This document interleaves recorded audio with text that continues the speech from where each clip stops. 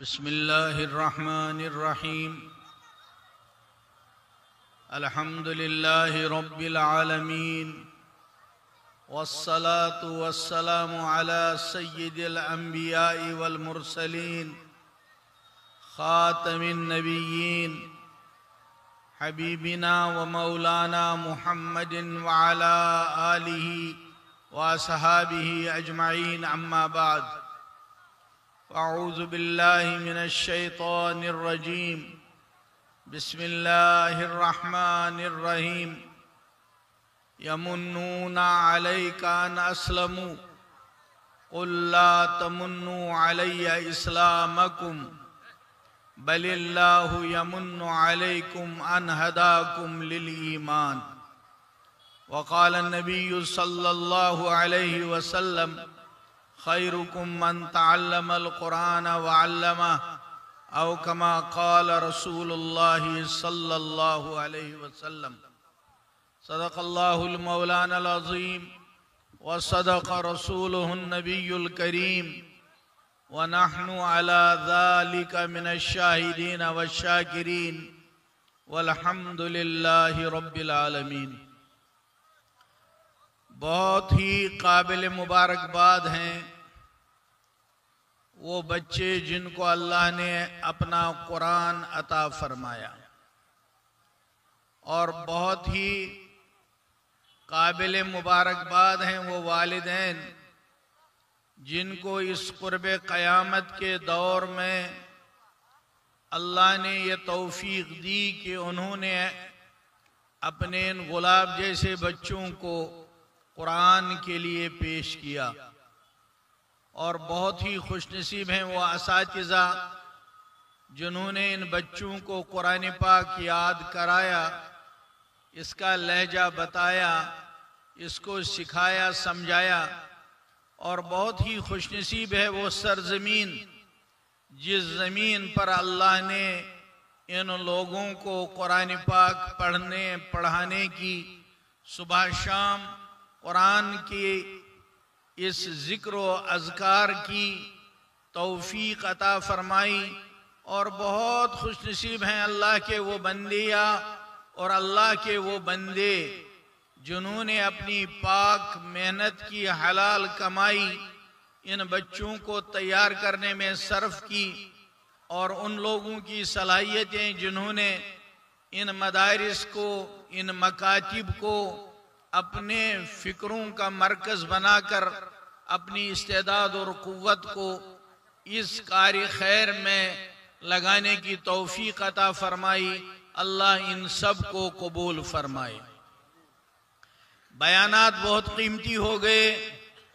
ہمارے مولانا حکیم منور صاحب دامت برکاتہم نے اور ہمارے مخدوم مکرم اظہر الہند دارالعلوم دیوبند کے گرامی قدر استاد محترم مولانا خورشید انور صاحب گیاوی نے جو قیمتی آیات مبارکہ اور احادیث شریفہ آپ کے سامنے تفصیل سے واضح فرمائی، اس کے بعد مزید کسی وضاحت کی ضرورت نہیں رہتی.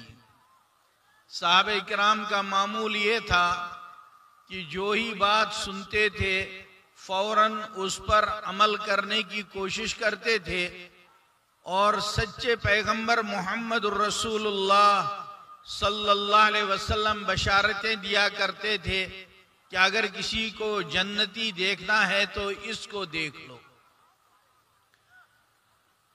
اب یہ اس مجلس کی آخری گھڑیاں ہیں، اور ان گھڑیوں میں انتظار ہوتا ہے دعا کا، اور دعا کو عبادت کا مغز قرار دیا گیا ہے. رات کا بہت بڑا وقت گزر چکا ہے. میں آپ حضرات سے پہلا وعدہ یہ لینا چاہتا ہوں، مجھے نہیں اس علاقے کے حالات معلوم، جب اتنی رات گئے تک جلسہ رہتا ہے تو میں آپ سے وعدہ لینا چاہتا ہوں. آپ یہ وعدہ کیجئے کہ صبح کو کسی کی فجر کی نماز چھوٹنے نہ پائے. آپ وعدہ کرتے ہیں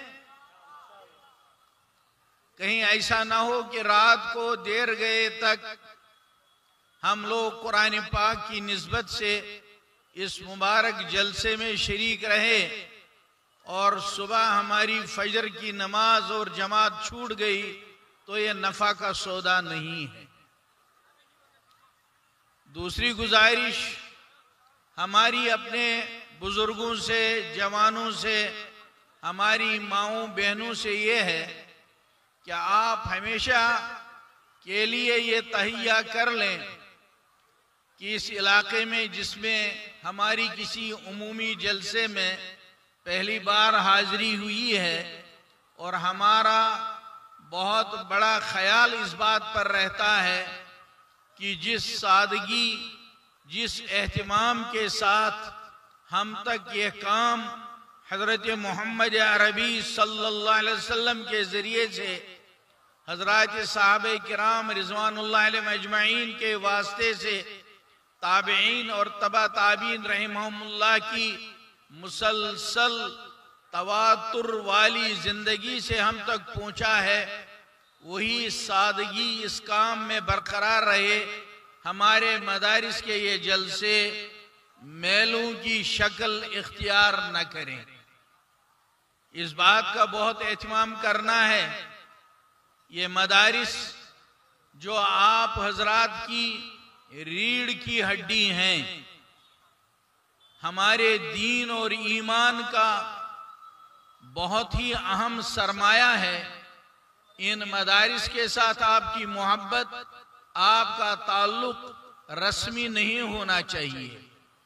جب جلسہ ہو اس وقت آپ محبت سے آئیں، اس وقت آپ اپنی کمائی پیش کریں، بلکہ آپ کو سمجھنا ہے کہ یہ وہ قرآن ہے جو نبی کریم صلی اللہ علیہ وسلم پر اس غار میں نازل ہوا، جس میں سب سے پہلے وہ آیت فرشتے لے کر آئے جو میں نے آپ کے سامنے تلاوت کی کہ کہا اقرا بسم ربک الذی خلق، اور تب سے لے کر آج تک مسلسل یہ آیت پورے قرآن کے ساتھ یہ امت سنبھالتی رہی، اور ہر زمانے میں اس نیت کے ساتھ کہ قیامت کی صبح تک یہ آیت اپنے لہجے کے ساتھ، اپنے تلفظ کے ساتھ، اپنے معنی اور مطلب کے ساتھ اور اپنے عمل کے ساتھ قیامت کی صبح تک من و ان موجود رہے،